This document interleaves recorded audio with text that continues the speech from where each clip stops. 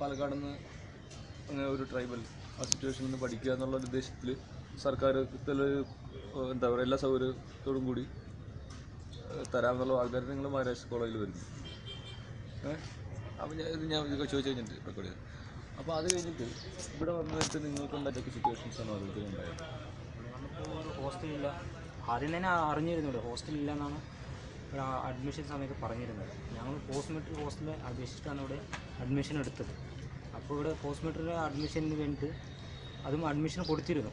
പിന്നെ ഒരു സമയത്ത് അപേക്ഷിച്ചിരുന്നു പോസ്റ്റ് മെട്രിക് ഹോസ്റ്റലിലേക്ക്. അവർ പറഞ്ഞു ഒരു ആറ് മാസം കഴിഞ്ഞിട്ട് പോസ്റ്റ് മെട്രിക്കിലേക്ക് അപേക്ഷിക്കാൻ കിട്ടില്ല, അതായത് ഡിസംബറിലേക്ക് ആവുമെന്നാണ് അവർ പറഞ്ഞത്. പക്ഷേ ഇനിയൊന്നും നടന്നില്ല. പിന്നെയെന്ന് പറഞ്ഞാൽ ഞങ്ങൾ ആദ്യം ഇവിടെ മഹാരാഷ്ട്രയിലേക്ക് വരുമ്പോൾ തന്നെ ഭയങ്കര കഷ്ടപ്പെട്ടു. ഹോസ്റ്റലിൽ തന്നെ ഭക്ഷണം കഴിക്കുന്നത് ഒരു മാസമൊക്കെ ഈ ഫുഡില്ലാതെയാണ് ഞങ്ങൾ വിടുന്നത്. പിന്നെ ഞങ്ങൾ ഹെൽപ്പ് ചെയ്ത ഒരു ദീപ് സാറാണ്, ആ സാറാണ് പൈസക്ക് ഫുഡില്ലാതെ പറയുമ്പോൾ നിങ്ങൾ എന്ത് ചെയ്യും? രാവിലെ തൊട്ട് ഇത്രയും നേരം ഭക്ഷണം കഴിക്കണ്ടേ? ഭക്ഷണം കഴിക്കാതെ നടക്കുമോ? എന്ത് കഴിക്കാറൊന്നും രാവിലെ കഴിക്കാറൊന്നുമില്ല. രാവിലെ കഴിച്ചിട്ട് കുറേ കാലമായി. ഉച്ചയ്ക്ക് പൈസ ഉച്ചയ്ക്ക് മാത്രം കഴിക്കലുണ്ട്. ഉച്ചയ്ക്ക് രാത്രി ക്ലാസ്സിൽ കഴിക്കാറ് പിള്ളേരുടെ ഒപ്പം ഉച്ചയ്ക്ക് കഴിക്കും. പിന്നെ രാത്രി എന്തെങ്കിലും കടയിൽ കഴിച്ചാൽ കഴിച്ചു. അപ്പോൾ പിന്നെ പട്ടിണി മരണം ഇല്ലാതെ എങ്ങനെ? പട്ടിണി മരണമൊക്കെ ഉണ്ടാവും. അതേപോലത്തെ സിറ്റുവേഷനാണ്. നമ്മൾ അവിടെ നിന്ന് വന്ന് പഠിക്കുക എന്ന് പറഞ്ഞാൽ നമുക്ക് സൗകര്യങ്ങളൊക്കെ ഇവിടെ ഗവൺമെൻറ് നമുക്ക് ചെയ്തിട്ടുണ്ടാവുമെന്ന് നമുക്കൊരു പ്രതീക്ഷയാണ്.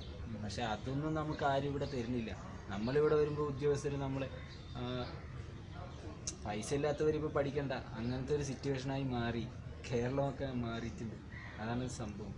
നമുക്ക് നമ്മുടെ നാട്ടിൽ നിന്ന് മാറി പഠിക്കുക എന്ന് പറഞ്ഞാൽ നമുക്കൊരു ഹോസ്റ്റൽ സൗകര്യം ചെറുതായിട്ട് ഒന്നില്ലെങ്കിൽ നമ്മുടെ കോളേജിൻ്റെ ഹോസ്റ്റൽ അത് അത്ര വലിയ കുഴപ്പമൊന്നും ഇല്ലെന്ന് തോന്നുന്നു ഹോസ്റ്റലിൽ. പക്ഷേ അതൊക്കെ ഇങ്ങനെ അടച്ചിട്ട് കഴിഞ്ഞാൽ നമ്മളെപ്പോലെ കുറേ പേര് അത് ബാധിക്കും. വലിയ വലിയ കോളേജിൽ പഠിക്കണം എന്നൊക്കെ ഞങ്ങൾക്കും സ്വപ്നങ്ങളൊക്കെ ഉണ്ട്.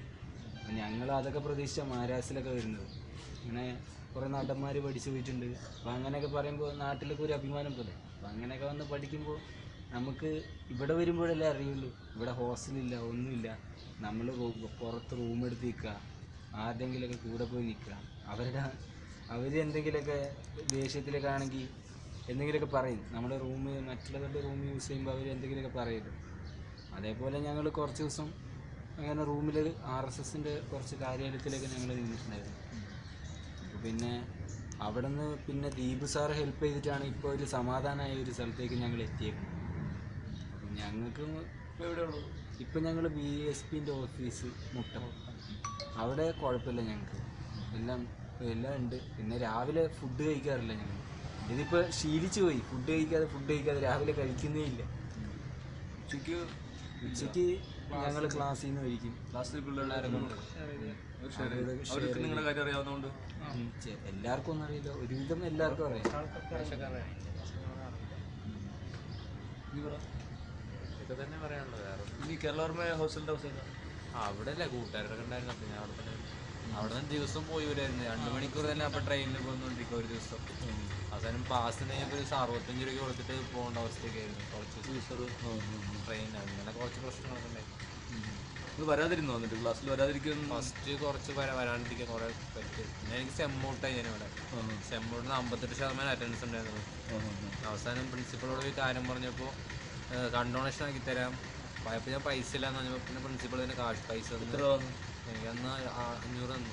ബാക്കി എന്തെങ്കിലും ഉണ്ടെന്ന് പറഞ്ഞു. അപ്പോൾ 800 എങ്ങാണ്ട് ഉണ്ട്. അപ്പോൾ ഞാൻ 500 മതി ടീച്ചറെന്ന് പറഞ്ഞ് വാങ്ങിച്ചിട്ട് ഞാൻ വാങ്ങിച്ചോണ്ട് വന്നു. 1000 തരാമെന്ന് പറഞ്ഞു. പക്ഷേ ടീച്ചറിൻ്റെ അപ്പം കാശില്ലായിരുന്നു കയ്യിൽ. 500 വാങ്ങി ഞാൻ വാങ്ങിച്ചോണ്ട് വന്നു. അതടച്ചിട്ട് വന്നു. നീ ഹോസ്റ്റലിൽ ആയിരുന്നല്ലോ ആദ്യം. പിന്നെ ഇപ്പോൾ കേരള ഹോസ്റ്റലിൽ വരുമ്പോൾ ഞാൻ അനിയനാണ് കേരളത്തിൽ പഠിക്കുന്നത്.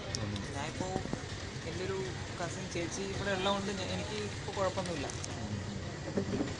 ഹോസ്റ്റലിൽ അത് ഇല്ലാതെ പോയതാണ് ഇപ്പോൾ ഒരു പ്രശ്നമായിട്ട് എനിക്ക് തോന്നുന്നത്. കോളേജ് ഹോസ്റ്റലില്ല. കോളേജിൽ ഫുഡും കഴിക്കില്ല. രാവിലെ ടീച്ചർമാരും എന്താടാ നീ കഴിക്കാതെ വന്നിട്ട് ക്ലാസ്സിൽ ഇരിക്കുന്നു. നമ്മളിങ്ങനെ തുറന്നു പറയാൻ പറ്റും. നാണക്കേട് തോന്നും ടീച്ചറെ കഴിച്ചിട്ടില്ല എന്നൊക്കെ പറയാം. അപ്പോൾ നമുക്ക് ഓട്ടോമാറ്റിക്കായിട്ട് ഇല്ല കഴിച്ചിട്ടുണ്ട് അങ്ങനെയൊക്കെ പറഞ്ഞ് ഒപ്പിച്ചിരിക്കുക. രാവിലെ നല്ല വിശപ്പൊക്കെ ഉണ്ടാവും, കാണിക്കുന്നില്ല പുറത്ത്, അത്രേ ഉള്ളൂ സംഭവം. ഫുഡിൻ്റെ കാര്യം ഞങ്ങൾക്ക് കുറച്ച് വളരെ ബുദ്ധിമുട്ടാണ്. ഞങ്ങൾക്ക് ആരോഗ്യകരമായ ഫുഡ് ഇവിടെയും കിട്ടുന്നില്ല, അവിടെയും ഇല്ല. വീട്ടിലാണ്